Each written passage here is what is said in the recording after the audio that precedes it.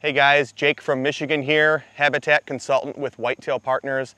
Just want to take a little bit of time today to hopefully help you guys get on some deer in the early season by identifying a few early season food sources. Like I said, I am hunting in Michigan, so the food sources that we are going to be talking about in today's video, the ones that I'm keying on throughout the early season, they might relate to your property, but they might not depending on where it's located. If you guys are keying on additional early season food sources, I'm sure everyone would love to know what you're focusing on. So please drop those in the comment section below. But now let's get into the top 5 early season food sources that I'm keying on. These early season food sources are going to be in no particular order. However, I am going to save my favorite early season food source for last. But that being said, the first early season food source that I want to talk about in today's video really doesn't get the amount of attention that it deserves, and that's the American beech. And the reason that I really like the American beech for an early season food source is because it produces the beech nut. When available, the beech nut is a preferred food source for a majority of the wildlife on your property, and that includes white-tailed deer. The beech nut is high in protein, it's got high fat content, so as these deer are looking to build up fat reserves for the upcoming breeding season and the upcoming winter, they will seek out beech nuts when they're available. Now on our properties here in Michigan, the beech nut does tend to start dropping a little bit earlier. Our season starts on October 1st, and a lot of times those beech nuts are starting to drop in early September and throughout September, so a lot of years they're kind of cleaned out before the season even starts. But if you have maybe a youth season, or if your season starts a little sooner, maybe early antlerless season, the beech nut can still be a great early season food source to focus on, as it's one of the first hardmass trees to start dropping. If you're looking to identify an American beech to see if maybe you can hunt over beech nuts in the future, beech trees are the ones with the really smooth light gray bark. They're also the trees that people like to carve their initials into. Also throughout the fall, those young beech trees will hold their leaves throughout the winter. These are the trees that bucks really love to scrape under. If you have a small beech tree in the middle of an open woodlot, there's probably a good chance you're going to find a scrape under it. But again, even though it does not get the attention that it deserves, hunting over or the movement to and from an American beech as the deer seek out the beech nuts can be a great early season stand location. For the second early season food source that I want to touch on in today's video, we're going to be kind of combining a few into one, and that would be either a hayfield or a small clover plot. And it's kind of going to depend a little bit on your location and how your property is set up. There are a lot of hunting properties that are either in a heavy agriculture area or maybe a mixed agriculture area where you have fields adjacent to your property. And a lot of these fields are put into hay production. So there's going to be a mix of clovers, alfalfas, grasses, planted within these fields. These hay fields are highly attractive to the local deer herd, starting in spring, throughout the summer, and into early fall. I've been lucky enough to hunt several properties adjacent to neighboring hay fields. And like I said, those hay fields, along with our food plots to some extent, are the primary food source for the local deer herd starting in the spring, throughout the summer, and into early fall. It isn't really until that first frost, and for us here in Michigan, that's around mid-October, when the alfalfa stops growing, that we see a decrease in use in the hayfield. Now, it is our experience that we might see continued use into the fall, depending on what that mix is, what was planted in the hayfield. If we have more clover as opposed to alfalfa, we see that field get used a little bit more throughout the fall. And that's because as alfalfa goes dormant, the clover remains attractive as the temperatures start to drop. Like I said, we are kind of combining a few different food sources into one for point number 2 here. So for those of you guys that maybe don't hunt in a heavy ag or a mixed ag area, or maybe you're just someone who likes to plant food plots, hunting over or hunting the movement to and from a clover plot can be a great stand location throughout the early season and even into the mid-season, as clover is highly attractive to the deer herd. The third food source that you guys should be focusing on throughout the early season is one of everyone's favorites, and that's soybeans. I don't think it's a secret that whitetails love soybeans. I'm sure you've seen it, driving down the road, driving down the highway near sunset, look out into a field full of soybeans and you see deer.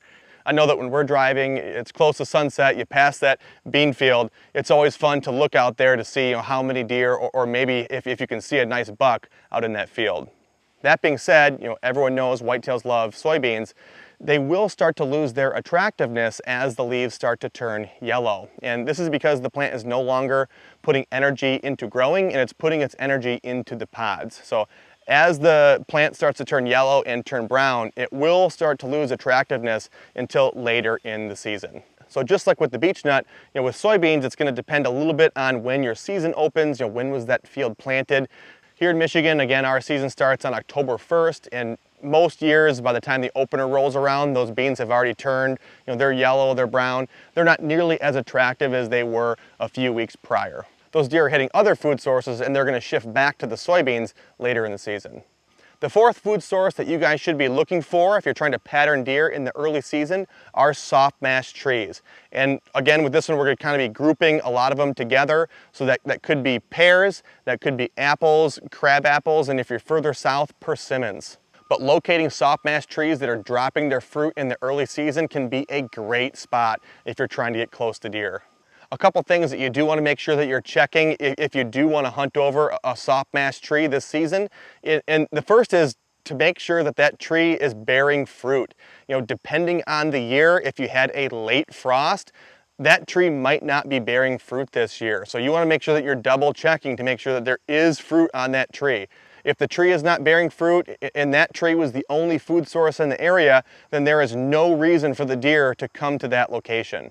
And every year is going to be different. Just because there was apples last year does not mean that there's going to be apples this year. You just want to make sure that before you're spending time on stand in that location, that you are confirming that there is fruit on the tree. Another thing that you want to make sure that you're confirming is that it's an early season apple tree, or soft mash tree. Different varieties of apples, pears, crab apples drop at different times of the season. There are some trees that drop early season, there are some trees that drop mid-season, and there are some soft mash trees that will hold their fruit well throughout the winter and into next year. So you just want to make sure that you know that that particular tree that you're hunting over during the early season is going to be dropping its apples during the early season. But if you guys can find a soft mash tree, whether that's an apple, a pear, or crab apple, that's dropping its fruit in late September, early October, that is a great spot to focus on throughout the early season. And the fifth and final food source that we're going to be talking about in today's video that you guys should be keying on for the early season, and again, I said I was going to save my favorite for last, would be oaks. And that's because oaks produce acorns. Oaks are another one that probably doesn't come as a surprise, much like soybeans. Everyone knows that deer love acorns. Every year I see it on social media and in the forums. Hunters are wondering where their deer went. They were hunting over their food plots or hunting over an ag field, and the deer were there 1 week, but they're not there the next. And while there's a few explanations for this, maybe applying too much hunting pressure to that area, a pretty easy explanation is acorns are dropping. If you've got white oaks on your property and they start dropping acorns, I can't really think of a better early season food source than that.